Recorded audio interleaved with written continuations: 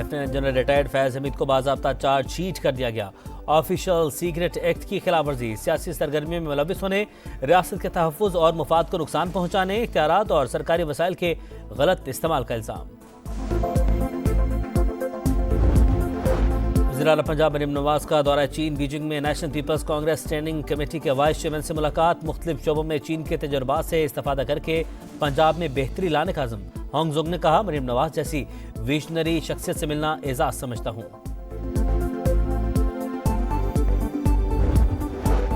Durban में पहले T20 का मार्का। जनूबी अफ्रीका की पाकिस्तान के खिलाफ बैटिंग जारी। मेजबान टीम के 4 खिलाड़ी पवेलियन वापस लौट गए। हाउसिंग सोसाइटी का मामला है, उसमें झगड़ा था मालकान के दरमियान, जिसमें फिर जनरल फैज़ हमीद साहब के भाई, गालिबन उनका नाम नजफ साहब है, तो वो दाखिल हुए। फिर इन्होंने कोशिश की ये पूरी सोसाइटी जो है इसको ये खुद कंट्रोल कर लें। उसके घर पे रेड किया और उसे एक दहशतगर्दी के मुकदमे में जो है वो गिरफ्तार किया। फैज हमीद स्याह सफेद के मालिक थे। इदारे ने खुद इंक्वायरी की तो तमाम चीजें सामने आ गईं। उन्होंने सोसाइटी के मालिक को डराया, धमकाया और दहशतगर्दी के मुकदमे में गिरफ्तार कराया। राना सनाउल्ला की प्रोग्राम नदीम मलिक लाइव में गुफ्तगू। कहा, पुरतशद्दुद लॉन्ग मार्च के पीछे मंसूबाबंदी फैज हमीद ने की। उन्होंने PDM हुकूमत में ऑडियो लीक्स का सिलसिला जारी रखा। मुझ पर हेरोइन डालने का मामला भी फैज हमीद ने मैनेज किया।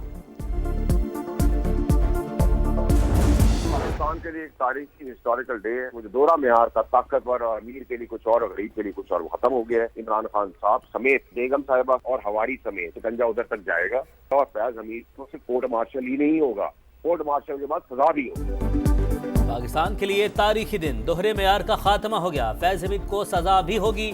ये नहीं हो सकता एक का ट्रायल हो और हवारियों का नहीं। शिकंजा बानी और अहलिया तक जाएगा। बानी PTI के खिलाफ मिलिट्री कोर्ट में कार्रवाई हो सकती है।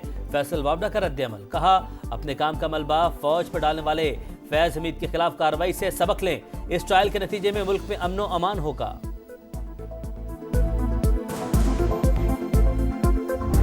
जहाँ तक फैज हमीद साहब का ताल्लुक है, ये फौज का मुकम्मल अंदरूनी मामला है, इससे हमारा कोई लेना देना नहीं है। सियासी मंजरनामे पे इस किस्म के असरात मुरतब नहीं होते। हम तो सिर्फ ये कहते हैं सिविलियन का ट्रायल नहीं हो सकता, रिटायर है या सर्विंग है उनका ट्रायल हो सकता है।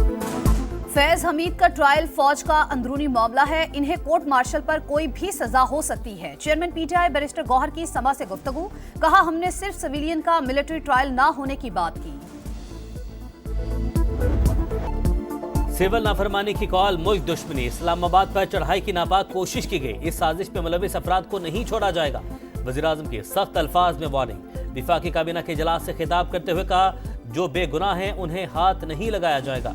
मुआशी इस्तेहकाम सियासी इस्तेहकाम के साथ जुड़ा है। हफ्तावार महंगाई कम होकर 3.57% पर आ गई। तरसीलात ज़र रिकॉर्ड सतह पर हैं।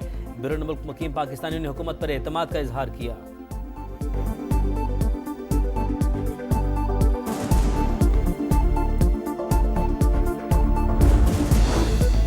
बानी PTI की 9 मई वाकयात की अदालती तहकीकात की दरख्वास्त समाअत के लिए मंजूर। आईनी बेंच ने एतराजात खत्म कर दिए। नंबर लगाकर दोबारा समाअत के लिए मुकर्रर करने की हिदायत। 1.5 साल गुजर चुका, पता तो कर ले उस दिन हुआ क्या था। हामिद खान की सदा।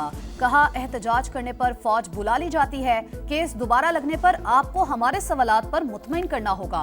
जस्टिस अमीनुद्दीन के रिमार्क्स। जस्टिस मोहम्मद अली मजहर ने कहा, फौज तो आर्टिकल 245 के तहत तलब होती है। अगर आप उसे मार्शल लॉ कहते हैं तो फिर आर्टिकल 245 को भी चैलेंज करें। बानी के खिलाफ तौहीन अदालत की दरख्वास्त। सुप्रीम कोर्ट का हुकूमत से मजीद हिदायत लेने का मशवरा। नोटिस किया तो बानी PTI को यहाँ पेश भी करना पड़ेगा। क्या हुकूमत इस केस को संजीदगी से चलाना चाहती है? जस्टिस अमीनुद्दीन का इस्तफसार। जस्टिस मंदखिल ने रिमार्क्स दिए, तौहीन का मामला अदालत और मुल्जिम का है। हुकूमत क्यों जज्बाती हो रही है? 7 रुकनी आईनी बेंच ने समाअत गैर मुय्यना मुद्दत तक मुलतवी कर दी। बानी को खैबर पख्तूनख्वा जेल मुंतकिल करने की दरख्वास्त भी खारिज। शहरी पर 20,000 रुपये जुर्माना।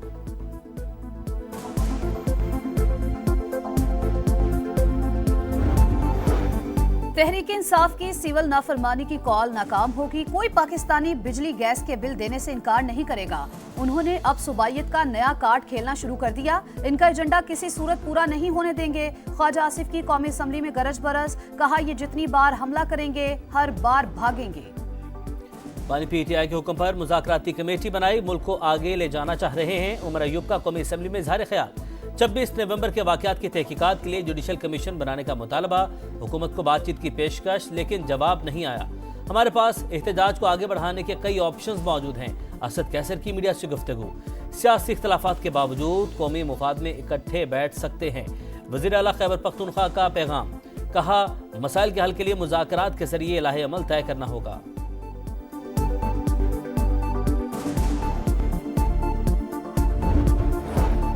सुप्रीम कोर्ट आईनी बेंच में असगर खान केस की समाअत। हसास इदारों में सियासी सेल खत्म करने से मुतालिक रिपोर्ट तलब। वजारत दिफा को जवाब जमा कराने की हिदायत। हसास इदारों में सियासी सेल फैसले के बाद खत्म कर दिए थे। एडिशनल अटॉर्नी जनरल के दलाइल। इसका मतलब है हसास इदारों में सियासी सेल मौजूद थे। जस्टिस मुसरत हिलाली के रिमार्क्स। सलमान अकरम राजा ने कहा, यह तस्लीम शुदा हकीकत है, हसास इदारों में सियासी सेल था। असलम बेग, असद दुरानी और यूनुस हबीब ने इलेक्शन चोरी का एतराफ किया। जिन लोगों ने 1990 का इलेक्शन चोरी किया, उनके खिलाफ क्या एक्शन हुआ?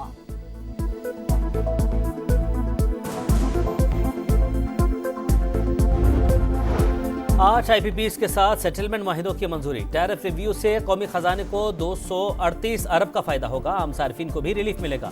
विफाकी काबीना का एलामिया जारी। शाम से 350 से जायद पाकिस्तानी बाहिफाजत लेबनान पहुंच गए। हुकाम की ब्रीफिंग। वजीर आला पंजाब की बीजिंग में communist party of China international department के मिनिस्टर से मुलाकात। लोकल गवर्नेंस और दही तरक्की के लिए चीन के तजुर्बात से फायदा उठाने की ख्वाहिश का इजहार। मरियम नवाज के एजाज में जोहराना। वजीर आला पंजाब की चीनी सरमायाकारों को ताउन की पेशकश।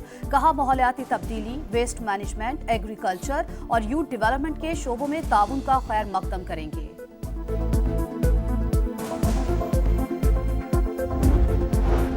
पाक सरजमीन को अम दुश्मनों से पाक करने का मिशन। योब में सिक्योरिटी फोर्सेस की कार्रवाई। 15 ख्वारिज हलाक। असलहा और बारूदी मवाद बरामद। फायरिंग के तबादले में सिपाही आरिफुर रहमान मादरे वतन पर कुर्बान। गवर्नर पंजाब से वजीर आला सिंध की मुलाकात। नून लीग और पीपल्स पार्टी की पावर शेयरिंग मीटिंग पर बातचीत। मुराद अली शाह ने कहा, पीपल्स पार्टी हमेशा से बामकसद डायलॉग की हामी है। केपी में अमन अमान की सूरत हाल तशवीशनाक। पीटीआई पहले फैसला कर ले कि बात करनी किससे है। पेशावर का तारीखी किस्सा खानी बाजार हुकूमती गफलत का शिकार। तजावुजात की भरमार। लोगों का पैदल चलना भी दुश्वार। दुकानों के आगे रास्ते बंद करने का रुझान। शहरी परेशान। बाजार की आराइश पर करोड़ों का खर्च भी बेसूद। मसला झूंगा तू, मुतलका इदारों ने चुप साध ली।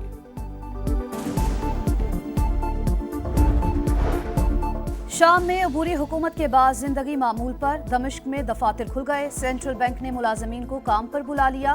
दारुल हुकूमत की सड़कों पर ट्रैफिक मामूल के मुताबिक रवां दवां। इसराइल की इश्तियाल अंगेजी जारी। दमिश्क समेत 310 मकामात पर बमबारी। एयर बेसिस और असलहा डिपो निशाना। सेहूनी फोर्सेज ने गोलान की पहाड़ियों पर कब्जे के बाद बफर जोन भी हथिया लिया। टैंक दमिश्क से 20 किलोमीटर दूरी पर। कतर और सऊदी अरब में इसराइली इकदाम की मजम्मत।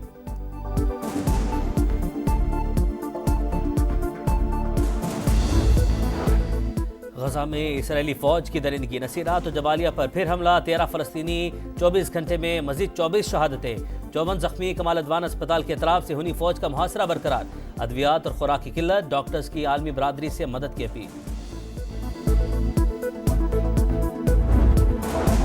शाहीनों का नया मार्का शुरू। डरबन में पाकिस्तान और जनूबी अफ्रीका का पहला T20। मेजबान टीम की टॉस जीतकर बैटिंग। ग्रीन शर्ट्स की प्लेइंग 11 में बाबर आजम, शाहीन आफरीदी भी शामिल। भला इलाकों में सर्दी का जोर। लह में पारा -13 तक गिर गया। स्कर्दू -7, कल्लात -6, गिलगित और रस्तौर -5 रिकॉर्ड। महकमा मौसमियात की बारिश और पहाड़ों पर बर्फबारी की पेशगोई।